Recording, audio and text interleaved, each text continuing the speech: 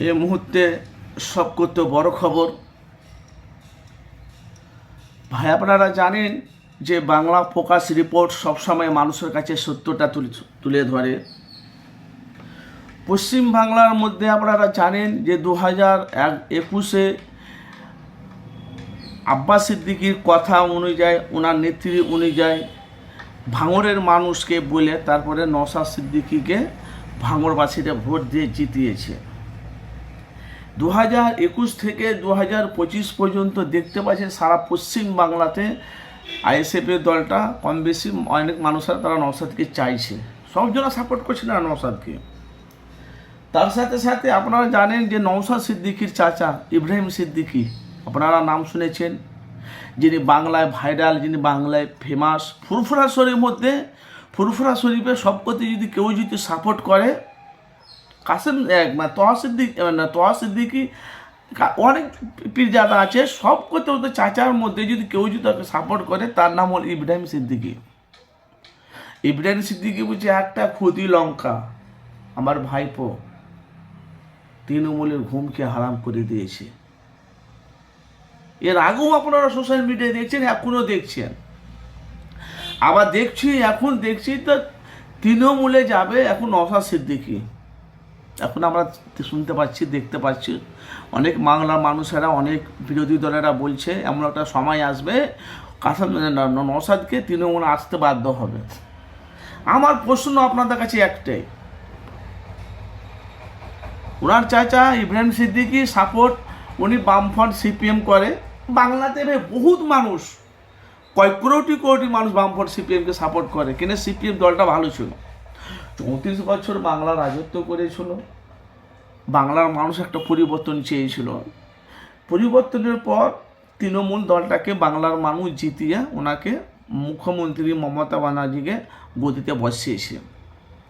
কিন্তু আরেকটা প্রশ্ন আপনাদের কাছে রয়ে গেছে, বামফ্রন্ট সিপিএম যখন 34 বছর বাংলা রাজত্ব করে তখন কিন্তু বিজেপি ভাই ছিল না, বিজেপি বাংলায় ছিল না, তো বিজেপি থেকে আনলো কে বাংলায় তৃণমূল আসার পর? অনেক মানুষ বলছে তৃণমূল নিয়ে এসেছে, অনেক মানুষ বলছে নাগপুরে এদের সেটিং আছে। এদের যদি নাগপুরে সেটিং থাকে, তৃণমূল যদি নিয়ে আসে, তাহলে তৃণমূলের সাথে বিজেপির সাথে লড়াইটা কোনখানে?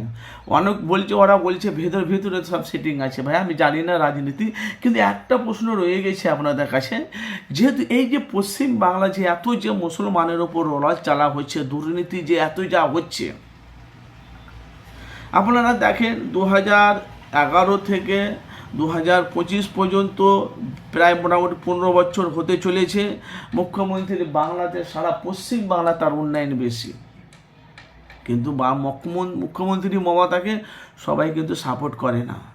আমার প্রশ্ন আর একটা আপনাদের কাছে, তাহলে 2026-এ বিধানসভা ভোটের আগে অনেক মানুষ তারা বলছে যদি নওশাদ সিদ্দিকী যদি সবারই সাথে যদি সেটিং করে, বিরোধী দলের সাথে যদি সেটিং করে, তাইলে অনার্সে এরা 2026-এ এরা অনেক কটা সিট পেয়ে যাবে। কিন্তু ভাই মুসলমান এমন একটা ধর্ম, দেখতে পাচ্ছি সারা পশ্চিম বাংলা একটা মুসলমান মারছে আর একটা মুসলমান দাঁড়িয়ে দেখছে, কে ওটা অমুক জনা মার খাচ্ছে, কেন দোষ করে বলে সে মার খাচ্ছে?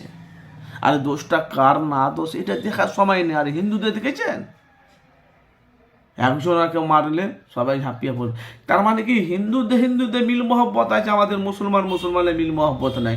আর মুসলমানের যদি মিল মহব্বত যদি থাকতো, যদি হতো, তাহলে আজকে মুসলমান গড়িয়ে মার খেত না। ভাই আপনারা বলেন, তোমার পেছনে 50টা ফৌজি আছে, ওর পেছনে 30টা ফৌজি আছে, তুমি বলছো আমি ওর কাছে যাবো, আমার তো ইমেজ আলাদা, আমার কাছে সব কিছু আছে, আমি গেলে আমার পাওয়ার কমে যাবে। ও বলছে আমি ওর কাছে যাব, আমার পাওয়ার কমে যাবে। যে যার লড়ো। দেখেন না ফুরফুরা শরীফে কি হচ্ছে, ফুরফুরার কথা বলছি আমি, দেখেন না কি হয়েছে সারা পশ্চিম বাংলা, দেখেন না নতুন দল বেরিয়েছে। আব্বাস সিদ্দিকী বলছে এখন নওশাদকে দেখে সব নতুন দল বার করছে। একটা দলের নাম হলো যে ইউপি তোমার তোমার বেলডাঙ্গাতে বাবরি মসজিদ করছে। আর একটা দল করেছে নওশাদ সিদ্দিকীর চাচা ইব্রাহিম সিদ্দিকীর ছোট জামাই, উনি আবার মেদিনীপুরের নতুন দল করেছে। এই যে ভোটের যে এই যে আমাদের মুসলিম যে ভোটগুলো আছে, কিছু হুমায়ুন ভোট কাটবে, কিছু নওশাদ ভোট কাটবে, তার সাথে সাথে বামফ্রন্ট সিপিএম আছে, যে বাংলার মানুষ লক্ষ লক্ষ মানুষ চেয়ে আছে বামফ্রন্ট সিপিএম কখন আসবে। 2026-এ মুখ্যমন্ত্রী মমতাই থাকবে, কিন্তু এটাও আমি আপনাদের কাছে বলে দিচ্ছি, মুসলমানের ভোটগুলো ভাগাভাগি হবে আর হিন্দুর মাঝখানে ফায়দা হবে। বুঝি একটা বিধায়ক 294টা সিটের মধ্যে একটা সিট পেয়েছে নওশাদ সিদ্দিকী, পুরো বাংলাকে কাঁপিয়ে দিয়েছে থর থর থর থর করে।